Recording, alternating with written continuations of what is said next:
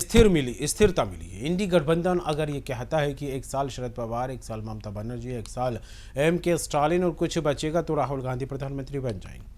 इस तरह से देश नहीं चलता। मैं देश की जनता से मनपूर्वक अपील करना चाहता हूं कि कोई संभावना है ही नहीं, लेकिन अगर इंडी गठबंधन को बहुमत मिलता है तो देश की जनता जरूर सोचे इसका प्रधानमंत्री कौन बनेगा।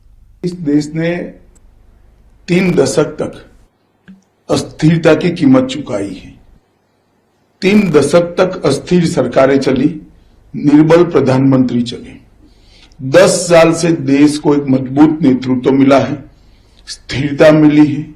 न केवल राजनीतिक स्थिरता, नीतियों के बारे में और विकास के कार्यक्रमों के बारे में भी स्थिरता मिली है। अब इंडी अलायंस अगर ये कहता है कि एक साल शरद पवार बनेंगे, एक साल ममता जी बनेगी, एक साल स्टालिन बनेंगे, कुछ बचेगा तो राहुल जी बन जाएंगे, इस तरह से देश नहीं चलता है।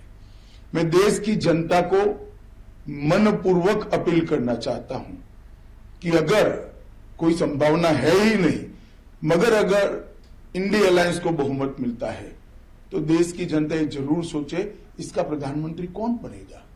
एक एक साल में प्रधानमंत्री ये कोई परचूरन की दुकान नहीं है जिसको अपनी हिस्सेदारी के हिसाब से चलाया जा सके। ये देश है, ये देश को दुनिया का नेतृत्व करना है।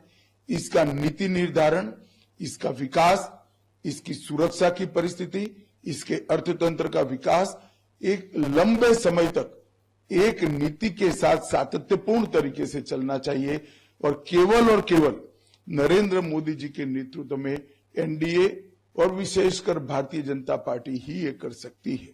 10 साल तक पूर्ण बहुमत की सरकार देश की जनता ने भारतीय जनता पार्टी और एनडीए को दी। मोदी जी को प्रधानमंत्री बनाया, इसके फल हमने देखे हैं।